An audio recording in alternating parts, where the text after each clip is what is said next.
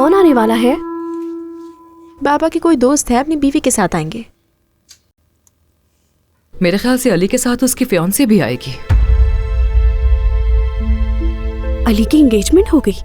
क्या ये बात उसने आपको खुद बताई? मगर ये बात उसने हमसे क्यों छुपाई है? जाहिर है वो दोनों साथ हैं तो एंगेजमेंट तो हो ही गई होगी ना।